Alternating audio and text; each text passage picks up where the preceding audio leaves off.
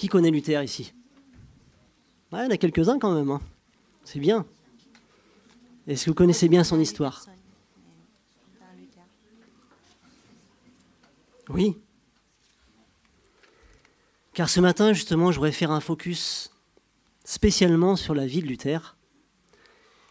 Car peut-être que certains le savent, mais le 31 octobre de cette année, ça sera les 500 ans de la Réforme.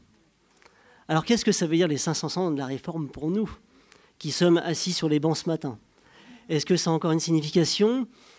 Est-ce que finalement on se dit que oui, on a déjà un sauveur? Oui. Qu'est-ce que ça veut vraiment dire?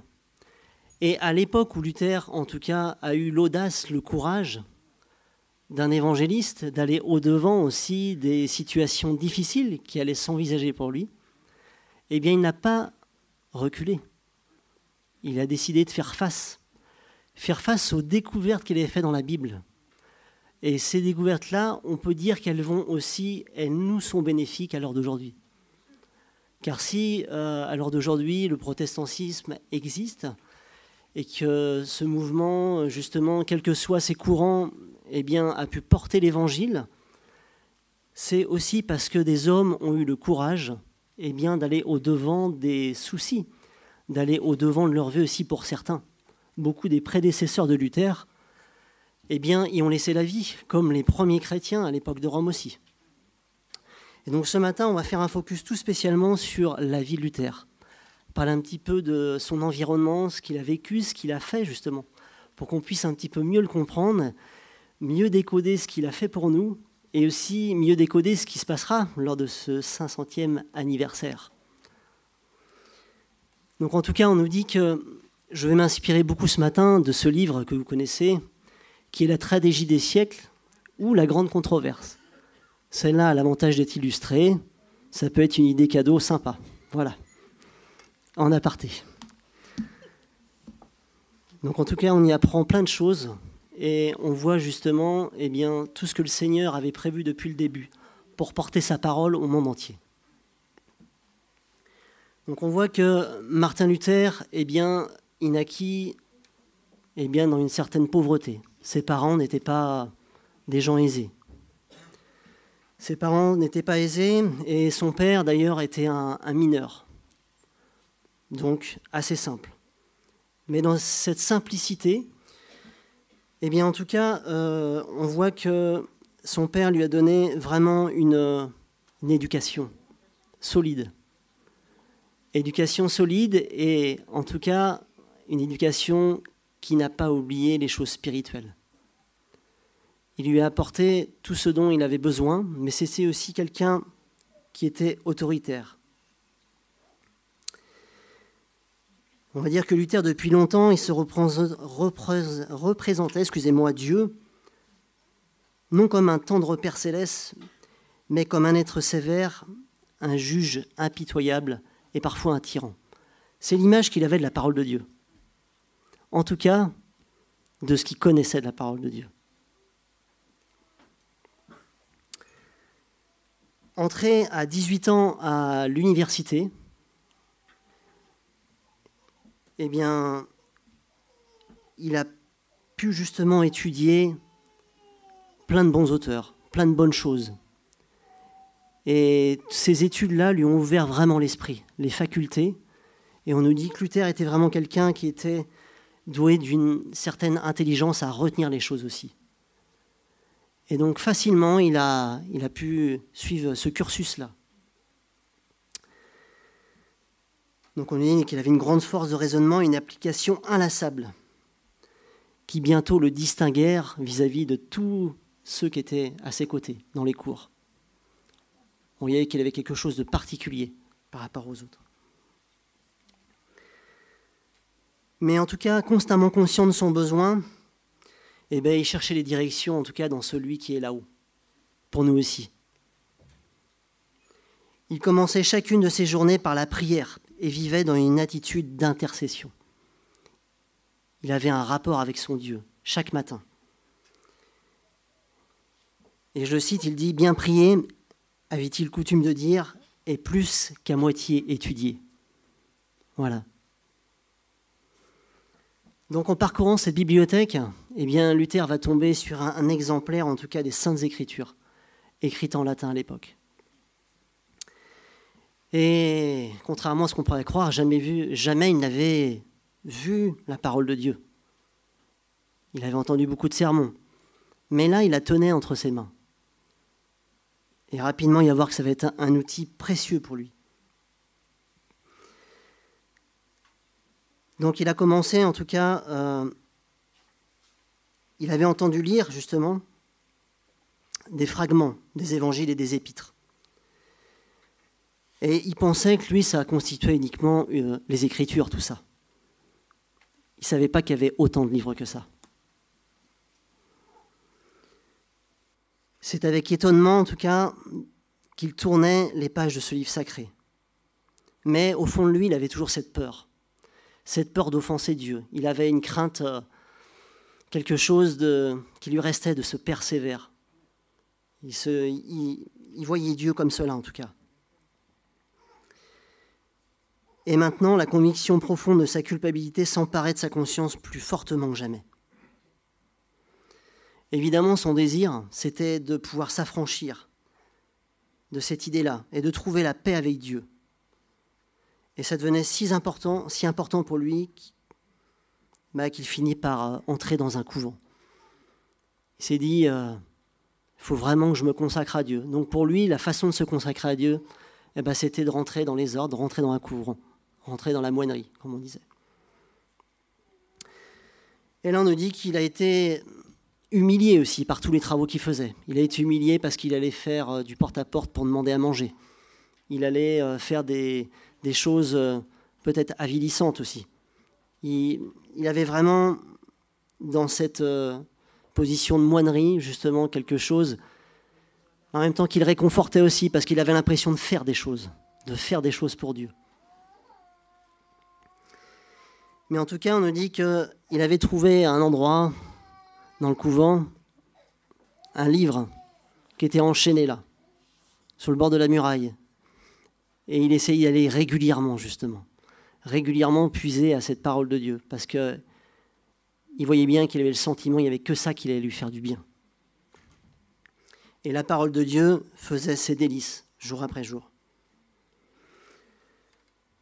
Et c'est alors qu'en tout cas, Dieu se servit d'un ami secourable qu'il avait, qui était son supérieur, qui s'appelait Staupitz.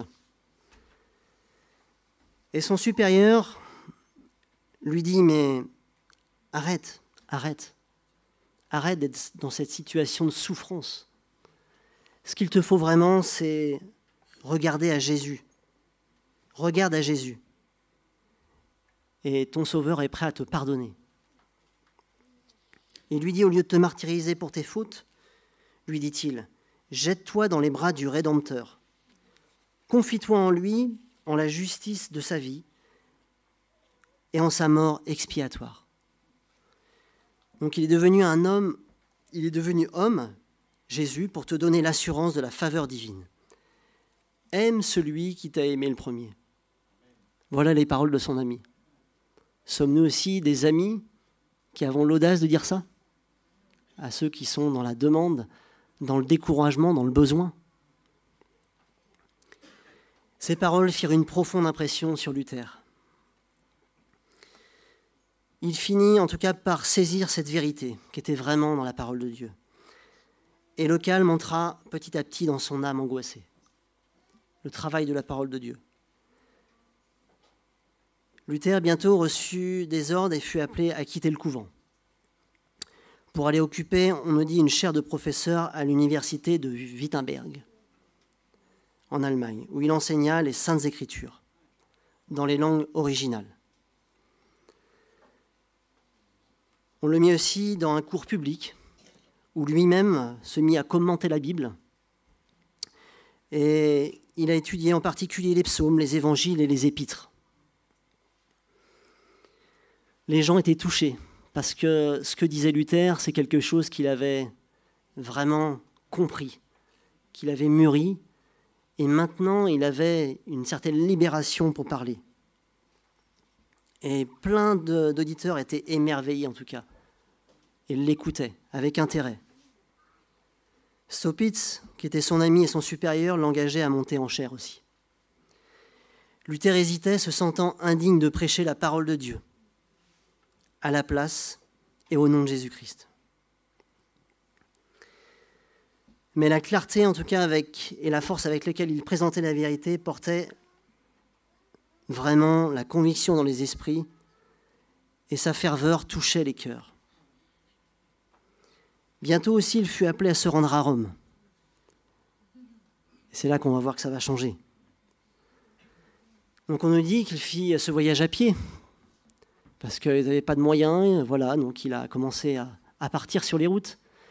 Et on nous dit que plus il s'approchait de Rome, plus il était surpris de voir que, en tout cas, il y avait la magnificence, le luxe qui s'y étalait, on nous dit. Plus il avançait de Rome, plus il voyait que les églises étaient riches, qu'il y avait certaines choses qui le mettaient même mal à l'aise. Vraiment. Luther était peiné de voir le contraste entre le spectacle et sa vie de labeur et de renoncement. Pour lui, qui était loin, reculé en Allemagne, le fait d'aller faire ce voyage va le transformer. Donc, entré dans la cité, il visita les églises, justement. Écouta des histoires extraordinaires que racontaient les prêtres et les moines. Et se conforma à toutes les cérémonies du culte. Partout, ses yeux rencontraient des scènes qui le remplissaient d'étonnement et d'horreur. L'iniquité s'étalait dans tous les rangs du clergé. Partout, les prélats se permettaient des plaisanteries indécentes dont l'esprit profane pénétrait jusqu'au moment des offices. Où qu'il allait, où qu'il se tournât, il rencontrait l'impiété et non la sainteté. Et par un récent décret, le pape venait d'accorder justement une indulgence à tous ceux qui graviraient à genoux l'escalier de Pilate, qu'on prétendait être celui miraculeusement transféré de Jérusalem à Rome, par lequel notre Sauveur était descendu en quittant le tribunal romain. Luther en faisait l'ascension quand tout à coup la parole du prophète Habacuc lui revint à l'esprit, qui est « le juste vivra par la foi ». Se relevant brusquement, il s'éloigna honteux et bouleversé. Cette parole l'impressionna toujours son âme. Dès ce moment, il vit plus clairement que jamais combien il est erroné de chercher le salut dans les œuvres. Il comprit aussi la nécessité de la foi au mérite de Jésus-Christ. Ses yeux étaient dessillés, cela pour toujours, sur les égarements de la papauté. En détournant son visage de la ville de Rome, il en avait détourné son cœur. Et à partir de ce jour, l'abîme qui l'en séparait devait aller en s'élargissant jusqu'à la séparation complète. Alors la justification par la foi, ce qu'il a découvert. Le texte qui vous a été lu tout à l'heure se situe dans Romains 5 et les versets 1 à 5. Vous pouvez ouvrir la parole de Dieu aussi.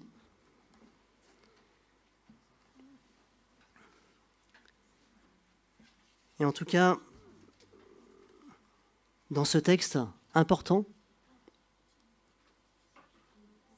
que l'on peut relire ensemble, il nous est dit, Romains 5 et les versets 1 à 5, « Ainsi donc, déclarés justes sur la base de la foi, nous avons la paix avec Dieu, par l'intermédiaire de notre Seigneur Jésus-Christ. C'est aussi par son intermédiaire que nous avons accès par la foi à cette grâce, dans laquelle nous tenons ferme et nous plaçons notre fierté dans l'espérance de prendre part à la gloire de Dieu. Bien plus, nous sommes fiers même de nos détresses, sachant que la détresse produit la persévérance. La persévérance, la victoire dans l'épreuve, et la victoire dans l'épreuve, l'espérance. Or, cette espérance ne trompe pas, parce que l'amour de Dieu est déversé dans notre cœur par le Saint-Esprit qui nous a été donné. Donc les versets sont clairs pour nous montrer les étapes par lesquelles on peut avancer. Une chose est sûre, Dieu nous accorde la rémission de nos péchés, complète. Et il nous fait don aussi de la justice de notre Seigneur Jésus-Christ. Et ça, pour nous, c'est important de savoir que celui qui se place, eh bien, son espérance en Jésus-Christ, on est vu au travers Jésus-Christ. On est vu par le filtre de Jésus-Christ. Nous n'avons qu'à faire ce pas de la foi, justement, afin de nous avancer vers lui et de croire. Et Dieu nous place devant un constat aussi universel. Malgré la volonté de chaque être humain, on ne peut changer sa nature. Seul, on ne peut rien faire. Comme Luther, le châtiment corporel qui s'infligeait ne transformait pas ses œuvres. Mais bien au contraire. Il se sentait tout petit, écrasé complètement. Car la vraie libération se trouve dans la parole de Dieu. Un autre texte dans Galates 2, verset 16 aussi.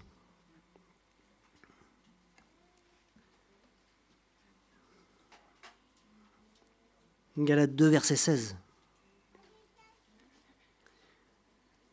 Qui nous dit « Cependant, nous savons que ce n'est pas sur la base des œuvres de la loi que l'homme est déclaré juste, mais au moyen de la foi en Jésus-Christ. Ainsi, nous aussi, nous avons cru en Jésus-Christ, afin d'être déclarés justes sur la base de la foi. Sur la base de la foi en Christ et non des œuvres de la loi, puisque personne ne sera considéré comme juste sur la base des œuvres de la loi. »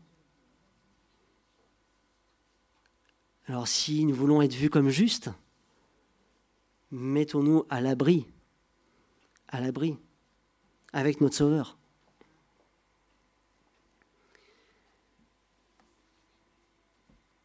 Alors après ce voyage à Rome, Luther va revenir.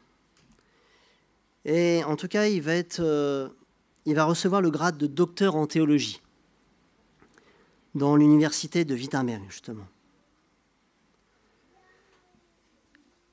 Donc il était content de ça, de ce poste-là, parce qu'il pouvait justement désormais se consacrer plus que jamais à l'étude des Saintes Écritures, qu'il chérissait par-dessus tout. Il avait fait le vœu solennel d'étudier avec soin et de prêcher fidèlement tous les jours de sa vie la parole de Dieu, et non les décisions et les doctrines des papes. Voyant combien il est dangereux d'accorder plus de crédit aux théories humaines qu'à la parole de Dieu, eh bien Luther attaquait l'incrédulité de tous ceux qui prêchaient la parole de Dieu et qui finalement prêchaient tout simplement ce que le pape disait.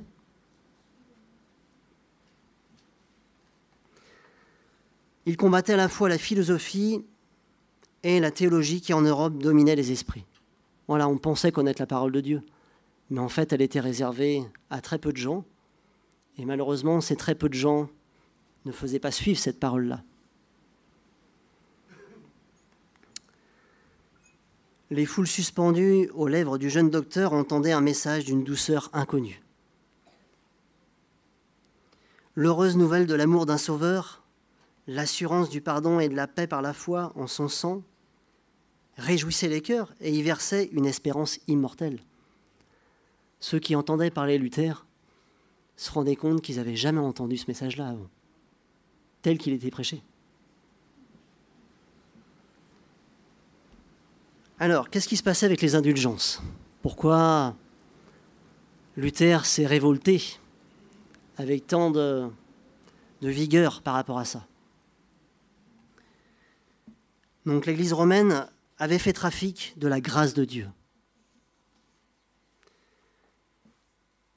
Sous prétexte de réunir des fonds en vue de la construction de la basilique Saint-Pierre, le pape avait ordonné la vente publique des indulgences. L'indulgence, qui veut dire aussi accorder, est la rémission totale ou partielle devant Dieu de la peine temporelle parfois nommer pénitence encourue en raison d'un péché déjà pardonné. C'est faire du commerce avec ce que Dieu nous a donné. Et en Allemagne, c'était Jean Tetzel qui était justement choisi pour faire la promotion de ces indulgences. Donc en tout cas, il trompait effrontément un peuple ignorant, crédule et superstitieux, qui, s'ils avaient été en possession de la parole de Dieu, ne se seraient pas laissés abuser de la sorte. Mais on avait privé les gens des Saintes Écritures pour les tenir sur le joug de la papauté et les employer à accroître les richesses et la puissance de tous ceux qui dirigeaient l'Église. Prenons ensemble un texte dans Romains 3 aussi, les versets 23 et 24.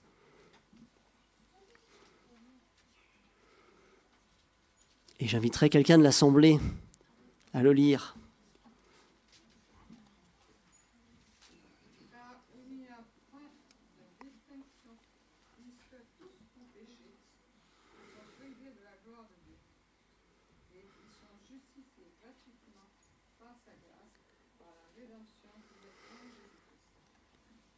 Voilà, le message est clair. Ils sont comment? Gratuitement déclarés justes. Donc c'est incompatible avec ce qui a été pratiqué. Donc en tout cas, l'indulgence n'était pas en accord avec la véritable piété. L'homme qui achète des indulgences ne désire pas seulement être libéré des peines qu'il mérite. Sa préoccupation est plus centrée sur la punition que sur le péché lui-même. Il veut effacer les conséquences, en fait. Mais il ne veut pas faire cette étape indispensable, intermédiaire, qui nécessite à se repentir pour ne pas continuer dans ses mauvaises actions. Donc elle encourage une fausse confiance et ouvre la porte tout grand au péché. Il nous faut venir à Christ. Mais hélas, ce n'est pas cela qui est prêché. Ce qui est prêché, ce qui était prêché, c'était l'indulgence. Donc Luther, en tout cas, il décide de ne pas en rester là. On a plusieurs cas de figure. Hein. Quand on sait certaines choses, on a deux solutions. Soit, parfois, on décide de... Bon, c'est pas grave, j'ai rien vu. Mais la Luther, ce qu'il vit là, la transformation qu'il a été opérée en lui, en tout cas, ne peut pas le laisser indifférent et il a compris que, il doit le partager. Il doit partager cette vérité avec tout le monde, en tout cas. Donc Luther résolut de protester énergiquement contre ces criants abus. Donc il en eut bientôt l'occasion, on nous dit. L'église du château de Wittenberg, là où il enseignait, possédait plusieurs reliques qu'en certains jours de fête, on exhibait aux yeux du peuple. Ces jours-là, une indulgence plénière était accordée à ceux qui, après avoir visité l'église, faisaient leur confession. On nous dit qu'il y avait énormément de monde à l'époque, à toutes ces fêtes-là, parce que ça faisait partie des choses importantes de la société et qu'un grand nombre de personnes se retrouvaient là.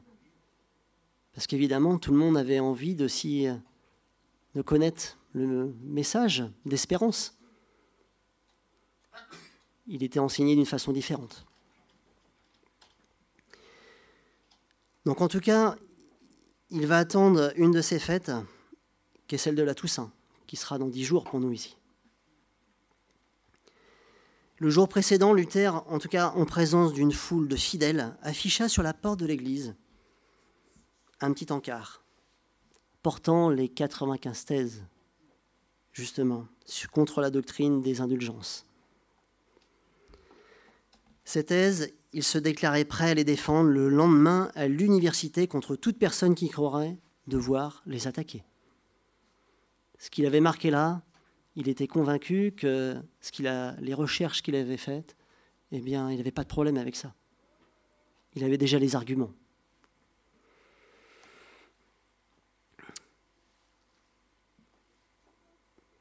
Alors cette thèse établissait que le pouvoir de pardonner les péchés et d'en remettre la peine n'avait jamais été confiée ni au pape, ni à aucun homme d'ailleurs.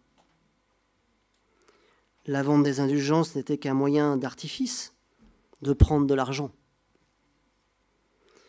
Une exploitation de la crédulité publique, une ruse de Satan pour détruire les âmes. Luther déclarait en outre que l'évangile du Christ est le trésor le plus précieux de l'Église et que la grâce de Dieu qui s'y révèle est gratuitement accordée à quiconque la recherche par la conversion et la foi. Ce qu'il souhaitait faire, c'était changer le fonctionnement de l'Église, en fait. C'était ça, ce qu'il avait découvert, donc il voulait le partager. Je vais vous lire quelques-unes des thèses quand même, par les 95, rassurez-vous. Mais quelques thèses qui sont quand même intéressantes. On nous dit les trésors de l'Église, d'où le pape tire ses indulgences, ne sont ni suffisamment définis, ni assez connus du peuple chrétien. Ces trésors ne sont certes pas des biens temporels, car loin de distribuer des biens temporels, les prédicateurs des indulgences en amassent plutôt. Donc il n'avait pas la langue dans sa poche. Il nous dit encore, les trésors de l'Évangile sont des filets au moyen desquels on pêchait jadis des hommes adonnés aux richesses. Et alors que les trésors des indulgences sont des filets avec lesquels on pêche maintenant les richesses des hommes. C'est une autre façon de se servir des filets. Il dit encore, le véritable trésor de l'Église, c'est le très saint évangile de la gloire et de la grâce de Dieu. Donc ça aussi, il l'affiche. Donc il montre bien qu'en tout cas, vers quoi il faut tendre. Il dénonce ce qui ne va pas, mais il dit également, voilà vers quoi il faut tendre. Donc en tout cas, vous pouvez imaginer comment ça a été reçu. D'après vous, tout le monde était super content. En tout cas, ça a suscité beaucoup de contradictions à l'époque. Évidemment, les gens qui étaient chargés eux-mêmes de prêcher cela, vous imaginez un petit peu la révolte. Mais en même temps, on nous dit qu'il y a nombre de catholiques pieux qui avaient pleuré sur les maux de l'Église, sur tous ces malheurs, sans entrevoir aucun moyen de les guérir. Et quand ils lurent ces thèses, ils reçurent avec une joie d'autant plus grande qu'ils y entendaient la voix de Dieu. Et oui, beaucoup de gens aussi étaient meurtris par ce qu'ils entendaient. Ils ne savaient pas comment faire. Et c'était le cas justement du papa de Luther. Il avait un grand respect de la religion et il avait toujours dit à son fils « Ne t'engage pas ». Il a été fâché pendant 2 ans d'ailleurs quand il s'est engagé. Parce qu'il avait déjà compris que derrière tout ça, le système qui était là en tout cas, n'était pas là pour révéler vraiment pleinement la parole de Dieu. Mais d'autre part, les foules attachées au péché et à la superstition furent terrifiées en voyant réduits en poussière toutes ces histoires qui avaient calmé leurs craintes. L'histoire des indulgences, c'était facile. J'ai fait quelque chose, je paye. Voilà. Et je ne change pas mon comportement. Donc eux étaient vraiment en colère.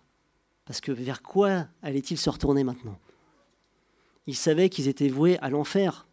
C'était beaucoup prêché à l'époque. Et donc pour eux, l'Église catholique prêchait que si on ne faisait pas ce qu'ils avaient dit, ils iraient en enfer. Et que le but des indulgences était de les sauver, coûte que coûte.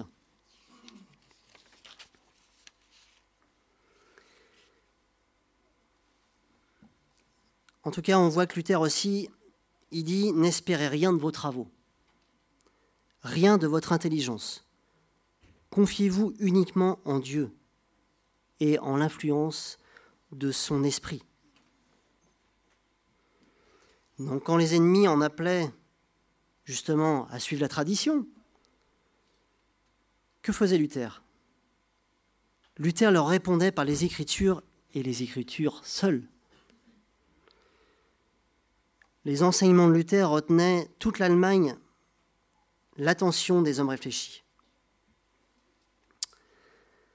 De ses sermons et de ses écrits émanaient des flots de lumière qui éclairaient des milliers de chercheurs. Une foi vivante se substituait au formalisme qui enchaînait l'Église. et abattait les superstitions de Rome, justement. Les préjugés tombaient, la parole de Dieu à laquelle Luther soumettait toute doctrine et toute prétention était une épée à deux tranchants qui pénétrait dans les cœurs. Donc voilà cette expression sola scriptura aussi qui nous dit que c'est par les Écritures et les Écritures seules que Luther voulait se défendre, uniquement. Que pour lui, la Bible était l'autorité ultime, l'autorité divine et unique à laquelle les chrétiens et l'Église se soumettent pour notre foi et notre vie chrétienne de chaque jour.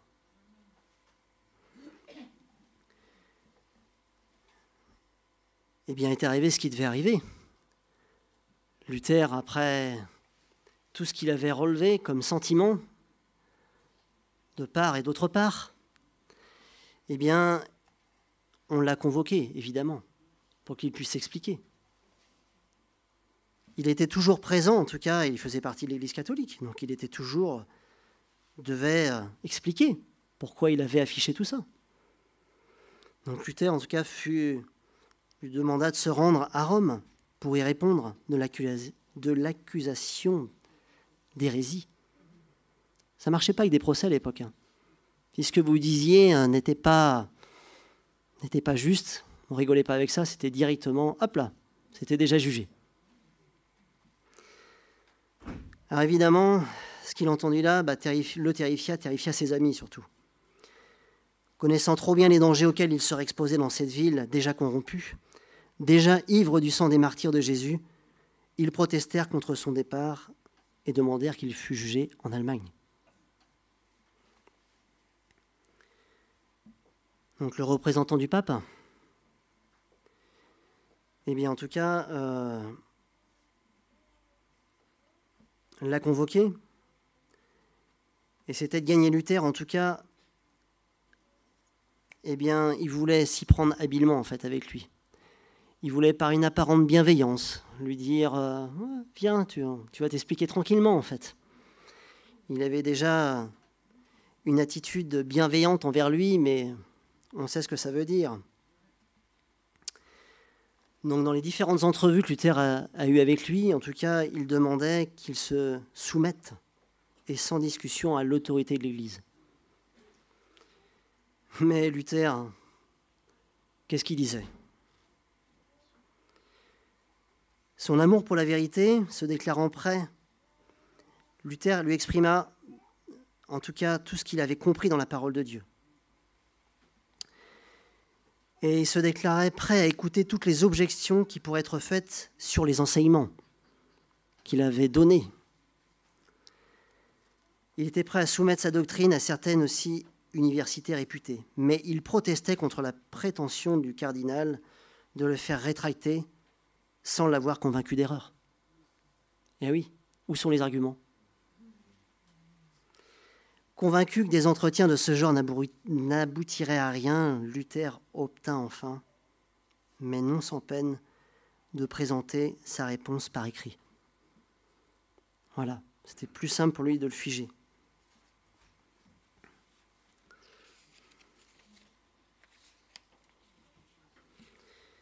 On nous dit, après, par la suite, une année seulement s'était écoulée depuis que le réformateur avait affiché ses thèses, à la porte de l'église du château.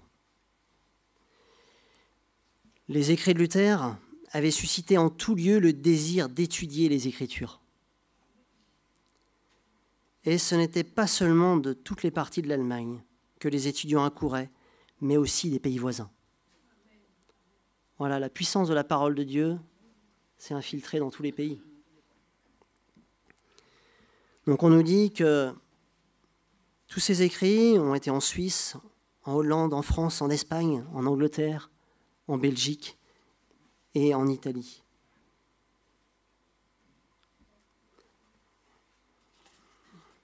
Et le représentant du pape, n'ayant pas réussi en tout cas à faire taire Luther, eh bien, voilà qu'en Allemagne va venir un nouvel empereur. Il s'appelle Charles Quint. Et donc les émissaires de Rome, eh bien, s'empressent de venir le féliciter et il l'engage à user de sa puissance contre la réforme. Le clergé ne demandait rien de moins qu'un édit impérial ordonnant la mort du réformateur. Ils n'avaient déjà pas réussi à le faire, alors ils continuent. Et toujours pareil, la nouvelle que Luther allait comparaître devant la cour provoqua une grande agitation. On nous dit que Luther fut placé en face du trône de l'empereur, que tout le monde l'écoutait. Alors un officier impérial se leva et désignant une collection des écrits de Luther, invita le réformateur à répondre à 2 questions. Premièrement, ces ouvrages étaient-ils bien de lui? Deuxièmement, était-il disposé à rétracter les opinions qu'il y avait avancées? Donc les titres des ouvrages ayant été lus, Luther m'a répondu à la première question et en affirma bien être l'auteur de ces écrits. Quant à la seconde question, dit-il, vu que c'est une question qui regarde la foi et le salut des âmes, et dans laquelle est impliquée la parole de Dieu, le plus grand et le plus précieux trésor qu'il y a dans les cieux et sur la terre, j'agirais avec imprudence si je répondais sans réflexion. C'est pourquoi je prie en toute soumission Sa Majesté impériale de me donner du temps afin de répondre sans porter atteinte à la parole de Dieu. On voit déjà dans quel état d'esprit il était et quelle intelligence Dieu lui avait donnée. Quand il comparut à nouveau devant l'empereur, son visage ne portait aucune trace de crainte ou de timidité. Entrant dans son sujet, Luther déclara que ses livres n'étaient pas tous de la même nature. Dans certains, il parlait de la foi et des bonnes œuvres. Et d'ailleurs, ses ennemis eux-mêmes les considéraient non seulement comme inoffensifs, mais comme très utiles. Ils apprenaient beaucoup de choses en lisant ses écrits. Les rétracter c'eût été renier des vérités que tous admettaient. Une seconde catégorie était composée de livres condamnant la corruption et les abus de la papauté. Les rejeter c'eût été fortifier la tyrannie de Rome et ouvrir la porte à de grandes et nombreuses impiétés.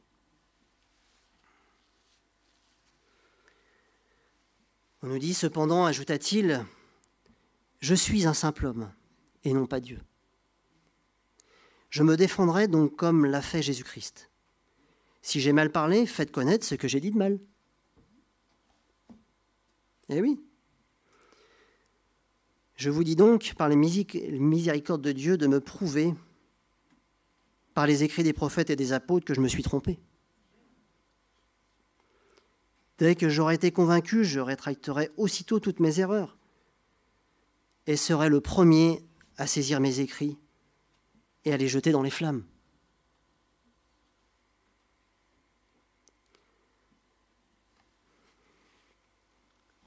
Donc on nous dit que l'Esprit de Dieu, présent dans cette assemblée, avait agi sur le cœur des chefs de l'Empire. Tout le monde était là pour l'écouter. Plusieurs des princes reconnurent hardiment la justice de la cause de Luther. Un grand nombre d'entre eux furent convaincus de la vérité. L'empereur ordonna bientôt à Luther de rentrer chez lui. Le seul moyen de l'arracher à la gueule du lion était de le cacher.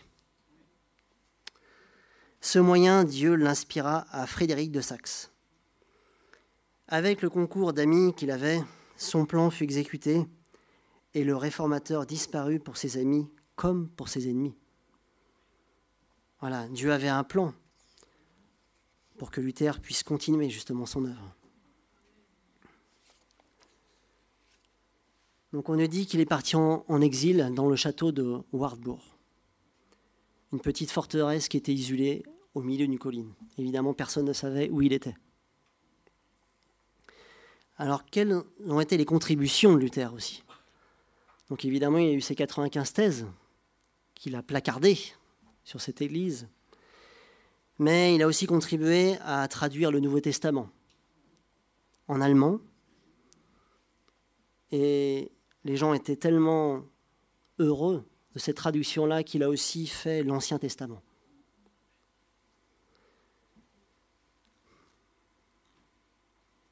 On nous dit que ces ouvrages recevaient un accueil empressé dans les villes et dans les villages. Ce que Luther et ses amis composaient, d'autres le répandaient. Chacun son rôle. Voilà, dans le corps qu'on a parlé tout à l'heure, chacun son rôle. Et chacun se sentait à sa place. Alors on nous dit que des moines convaincus de l'illégalité et de tout ce qui les retenait finalement à la moinerie, à être là, désireux de faire succéder une vie active à leur longue paresse, mais trop ignorants pour annoncer eux-mêmes la parole de Dieu, et qu'est-ce qu'ils ont commencé à faire?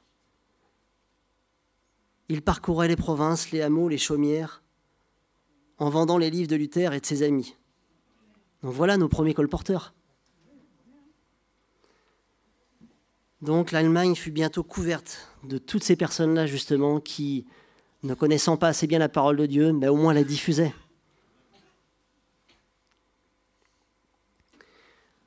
Donc ces écrits étaient étudiés par riches et pauvres, savants et ignorants. Le soir, les instituteurs des écoles de village les lisaient à haute voix, aux groupes attentifs qui se réunissaient au coin du feu. Partout, des âmes étaient gagnées à la vérité et s'empressaient de la communiquer à d'autres. Donc, dans son œuvre de réforme, Luther avait été poussé par l'Esprit de Dieu, plus loin qu'il ne l'avait prévu.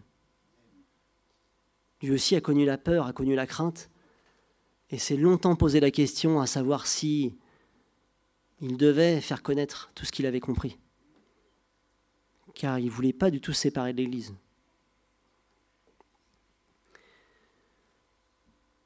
Donc il n'avait pas prémédité de prendre l'attitude à laquelle il était arrivé, ni d'introduire des réformes aussi radicales. Il n'a été qu'un instrument dans les mains du Tout-Puissant. Alors maintenant, cette année 2017, qu'est-ce qui va se passer? On fête un anniversaire, et pour fêter cet anniversaire, c'est intéressant de connaître un petit peu ce qui s'écrit sur le sujet. Et je vais vous donner un petit aperçu de la vision catholique aussi, qui est important de connaître. On nous dit, tandis qu'au siècle passé, les anniversaires de la Réforme ont été célébrés dans des cadres assez nationaux et confessionnels, marqués par la délimitation, l'anniversaire de la Réforme à venir doit être marqué par l'ouverture, la liberté et l'œcuménisme. En 2017, nous célébrons non seulement 500 ans de Réforme, mais nous nous rappelons quel rôle la Réforme a joué dans la formation du monde moderne. Ainsi seront mises en valeur les impulsions de la Réforme dont les effets sont manifestes jusqu'à nos jours. Car ce qui est parti, il y a 5 ans plus tôt, de l'Allemagne, car ce qui est parti de Wittenberg au XVIe siècle a changé l'Allemagne, l'Europe et le monde. Pour cette raison, nous disent-ils, l'anniversaire de la Réforme 2017 sera célébré dans une communauté mondiale.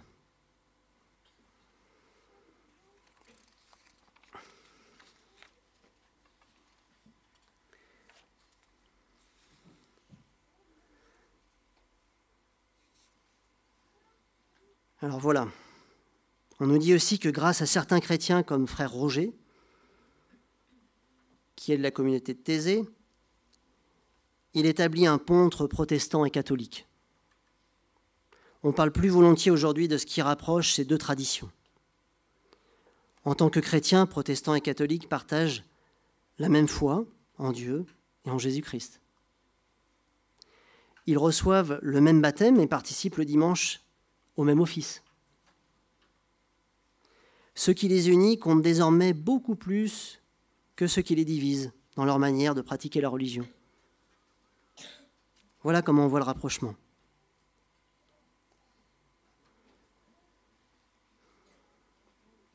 Le cardinal Walther aussi dit dans son dernier livre, sur Luther justement, La contribution la plus importante de Martin Luther à la poursuite de l'œcuménisme ne consiste pas dans l'approche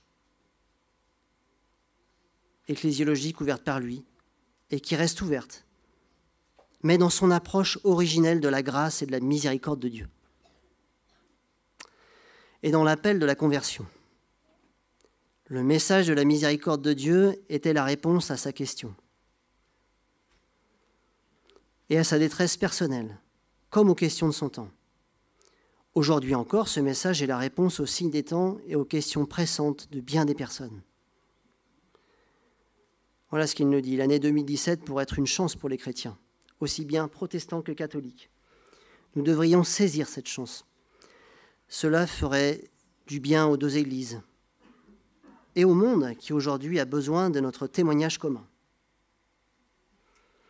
Maintenant, on va laisser parler le pape François aussi qui nous dit « Je vous confesse que le premier sentiment que j'ai éprouvé face à cette louable initiative est un sentiment de gratitude à Dieu, accompagné aussi d'une certaine stupeur. Il ne pensait pas qu'il y a encore peu de temps, faire une rencontre de ce genre entre protestants et catholiques, pour lui, s'imaginer ça impossible.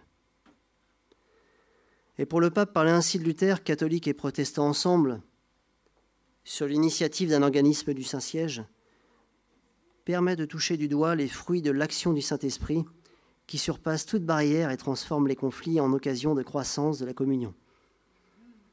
Le regard n'est pas le même. Hein. Pour l'instant, on n'a pas vu de matière à comprendre pourquoi il y avait un rassemblement.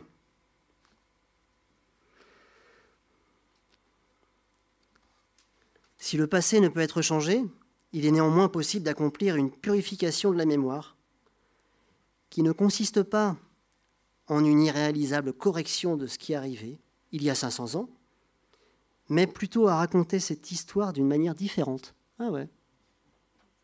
Mais pourquoi la raconter d'une manière différente ? Elle n'était pas intéressante cette histoire de Luther ? Ça ne vous a pas intéressé ?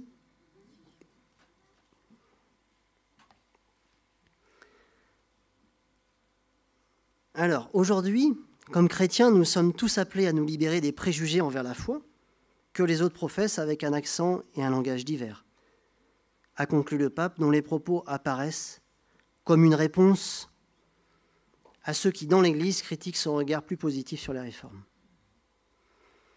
Voilà les quelques citations qu'on peut prendre de la vision catholique, qui est tirée d'un journal de la Croix.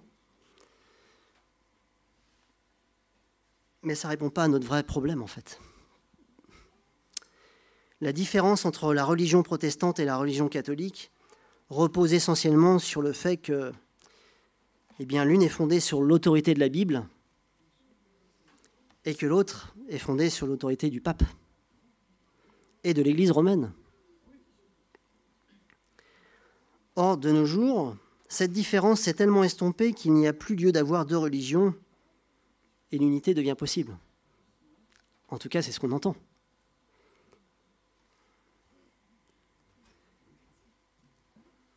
Prenons un autre exemple aussi. Les auteurs catholiques admettent que le changement du jour de repos est le fait de leur Église et déclarent que les protestants s'inclinent devant son autorité en observant le dimanche.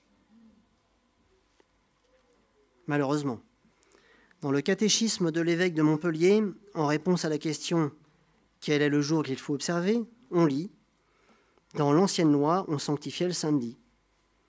Mais l'Église, instruite par Jésus-Christ et conduite par le Saint-Esprit, a changé ce jour en celui du dimanche, en sorte qu'au lieu du dernier jour, on sanctifie le premier. » Trouver des réponses. Il faut bien apporter des réponses, mais encore faut-il que ces réponses soient justes.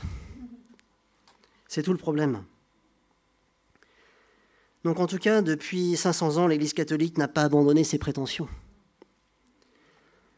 à diriger à la suprématie, on va dire. Le monde et les églises protestantes reconnaissent virtuellement en acceptant un jour de repos de sa création et en répudiant le sabbat des Écritures. Un évêque français affirme que l'observation du dimanche par les protestants est un hommage rendu, malgré eux, à l'autorité de l'Église catholique.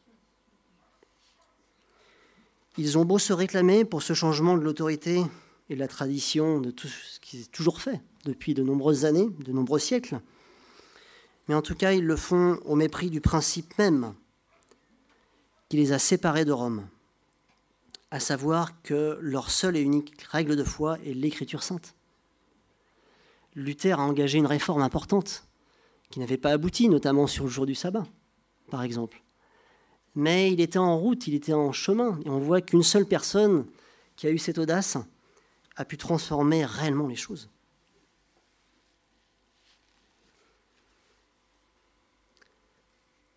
En tout cas, ça doit nous poser question aussi, à savoir, nous, comment nous nous plaçons. Avons-nous aussi envie de nous placer sous l'autorité de la Bible? J'entends pas grand-chose. Ah, je l'espère en tout cas, que c'est votre souhait. Marchons en tout cas avec l'autorité que nous donnent les Saintes Écritures et ne nous lassons pas de proclamer sa vérité. N'oubliez pas qu'un « il est écrit » vaut beaucoup mieux qu'un « je pense que ». Car il est écrit « Dieu prouve en nous son amour ». Lorsque nous étions encore pécheurs, Christ est mort pour nous. À bien plus forte raison, maintenant que nous sommes justifiés par son sang, serons-nous sauvés par lui. Amen.